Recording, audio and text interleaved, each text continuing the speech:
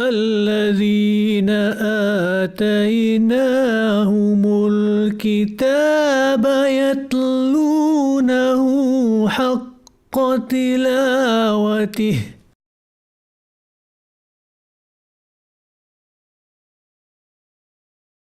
Bismillahirrahmanirrahim. Chers téléspectateurs, Assalamu alaikum wa rahmatullahi wa barakatuh. Bienvenue dans notre émission Tilawatul Qur'an, lecture coranique. Bienvenue également nos participants Tawhid, Mohamed et Khalil Ahmed. Assalamu alaikum wa rahmatullah. Wa alaikum salam wa rahmatullahi wa barakatuh. J'espère que vous allez bien. Alhamdulillah. Aujourd'hui, nous allons regarder une nouvelle règle de prononciation appelée Al-Idhar. Al-Idhar concerne également Nun Sakin et Tanwin. Donc avant de voir tout cela en plus de détails, nous allons commencer par réciter Al-Kawthar, 108e chapitre, par Tawhid. أعوذ بالله من الشيطان الرجيم بسم الله الرحمن الرحيم إنا أعطيناك الكوثر فصل لربك وانحر إن شانئك هو الأبتر. Jazakumullah Tawhid pour cette récitation. Au tour maintenant de Mohamed. أعوذ بالله من الشيطان الرجيم بسم الله الرحمن الرحيم إنا أعطيناك الكوثر فصل لربك وانحر إن شانئك هو الأبتر. Jazakumullah Mohamed. Nous allons revenir vers cette surah en fin de programme. Pour l'heure, nous allons tout de suite regarder cette règle qu'on appelle Al-Idhar. Est-ce que vous avez une idée de ce que c'est Al-Idhar? Tawhid a une idée? Oui. Et ça veut dire un son ouvert. Un son ouvert. On peut également dire manifestation, la manifestation. C'est-à-dire que les lettres qui sont concernées par Al-Idhar seront manifestées d'une façon claire et nette, sans aucune ambiguïté. Donc, quelles sont les lettres qui concernent Al-Idhar? En fait, des 29 lettres de l'alphabet arabe, nous avons 6 lettres qui sont particulièrement concernées. Donc, est-ce que vous avez une idée également des lettres qui sont concernées? Kalim, Ahmed? Alif Hamza, Alif Hamza, Ha, Ha, Ha, Ha, Kha, oui, Ain, Ghain, oui. 6 lettres. Vous avez fait le tour des lettres. En fait, il y a 6 lettres. Donc, cette famille de 6 lettres, on appelle Huruf al-Idhar. Donc, les lettres de al-Idhar. Donc, quelle est l'observation qu'on peut faire en disant ces lettres, en prononçant ces lettres? Une observation concernant l'articulation de ces lettres. Tawhid, vous avez une idée? Oui, Oui. sort de la gorge. Oui, ils proviennent tous de la gorge. On appelle aussi les lettres de la gorge, si vous préférez. Les Huruf al-Idhar. Nous avons regardé les lettres qui font partie de cette famille Huruf al-Idhar. Maintenant, regardons ce que c'est Nun Sakin. Alors, Mohamed, est-ce que vous pouvez nous dire ce que c'est que Nun Sakin? C'est un noun et il y a un sakin. Le Nun, c'est la lettre Nun qui est avec un soukoun. On appelle un Nun Sakin. Ok? Donc, la particularité de Nun Sakin concernant cette règle, c'est qu'elle peut se trouver à l'intérieur d'un mot. Par exemple, si je dis An'amta, vous allez remarquer que le Nun Sakin se trouve à l'intérieur du mot An'amta. Donnez-moi un autre exemple, si vous pouvez, Tawhid. Il y a Unzila. Unzila, effectivement. Il y a la Nun Sakin qui est suivie de Zal. La lettre Za, effectivement. Unzila se trouve à l'intérieur de Unzila. Khalil Ahmed, donnez-nous un autre exemple. Minhum, Minhum. le Nun Sakin se trouve au milieu d'un mot Oui. et c'est suivi de Ha. De Ha, effectivement. Dans ces trois exemples que nous avons vus, le nun sakin se trouve à l'intérieur d'un mot. Mais il faut aussi savoir que le nun sakin peut se trouver à la fin d'un mot. Donc si je dis min, donc c'est un mot assez courant qui arrive dans le Coran. Et donc le nun sakin arrive à la fin. Min, c'est veut dire depuis, from, quand on dit en anglais, depuis. Donc se trouve à la fin du mot. Un autre exemple, est-ce que vous pouvez nous donner tawhid? Il y a in, In. Mohamed, un autre exemple de votre Kun. côté? Kun. Kun, effectivement, kun. Dans les trois exemples que nous avons vus, le nun sakin arrive à la fin du mot. Il peut se trouver à l'intérieur du mot comme à la fin du mot. Nous allons voir dans un petit instant pourquoi le nun sakin est relié avec la lettre al-idhar. Donc, il y a aussi le tanwin qui est relié avec al-idhar. Le tanwin, c'est quoi le tanwin? Vous avez une idée, Kalim Ahmad? Le tanwin, c'est lorsqu'un alphabet est accompagné de 2 fatha, 2 dhamma ou 2 kasra. Effectivement. Donc, ce qui produit les sons an, un, in, ce qu'on appelle le tanwin. Donc, les lettres qui sont 2 fatha, 2 kasra ou 2 dhamma. Donc, le point commun entre nun sakin et tanwin, c'est que les deux produisent des sons nasales. Comme on dit man, man, vous entendez l'intonation nasale. Et par exemple, quand on dit sawa'un, l'exemple que nous avons ici, nous avons l'intonation nasale. Un autre exemple de tanwin, ragadan, où se trouve le tanwin? Le tanwin se trouve au-dessus de la dal. Le dal, effectivement, ragadan, tanwin, le dal comporte 2 fatha. Mohamed, un autre exemple de votre côté pour tanwin? Ainin. Ainin. Qu'est-ce que nous avons? Le nun et le tanwin. Nous avons tanwin sous la lettre nun. Ainin. Donc, comme je l'ai dit, ces deux composants, on va dire, tanwin et nun sakin, sont reliés avec al-idhar. De quelle façon? Eh bien, on va voir de quelle façon on applique cette règle, cette fameuse règle appelée al-idhar.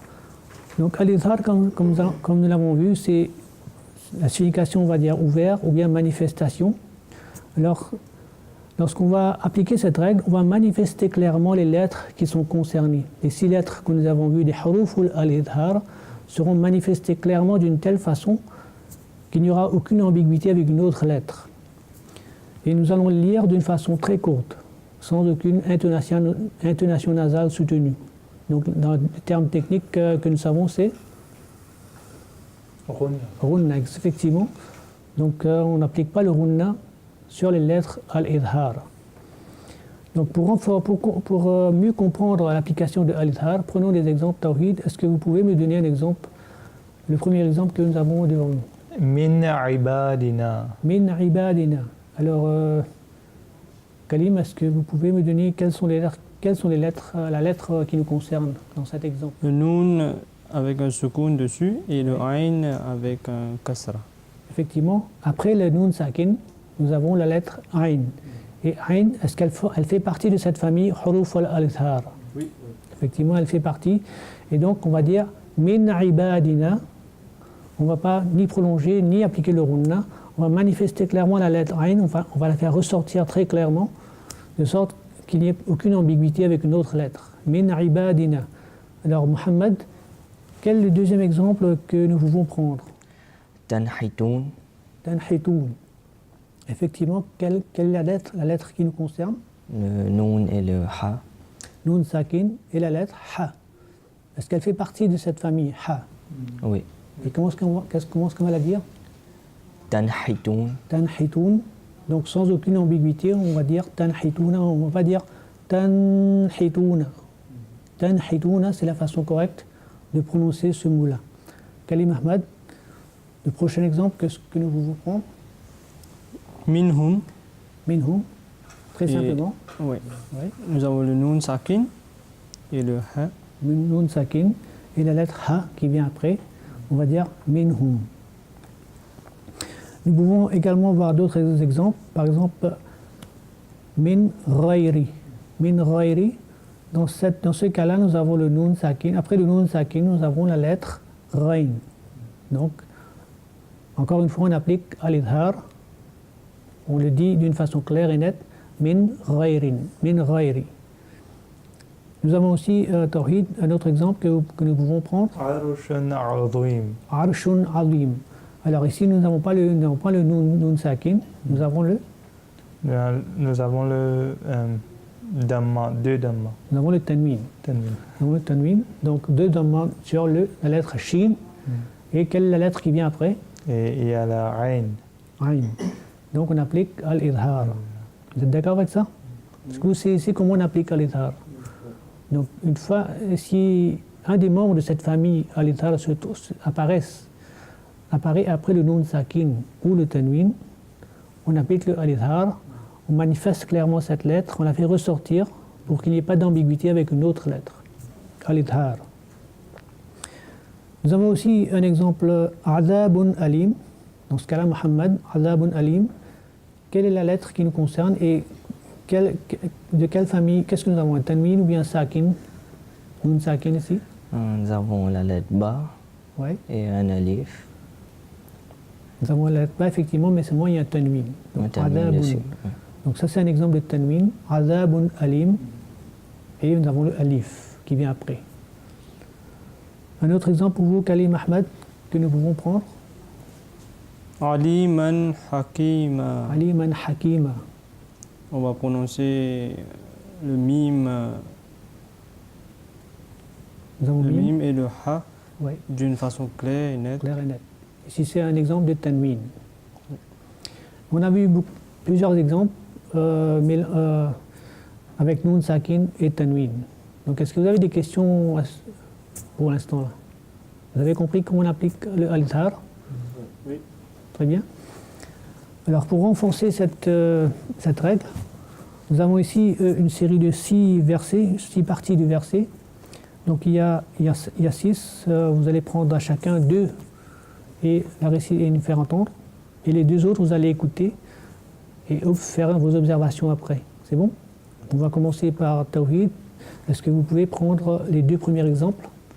وَمِن شَرِّ غَاسِقٍ إِذَا وَقَبَ.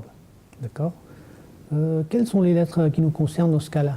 Il y a la Nun Sakin et le Shin. Oui.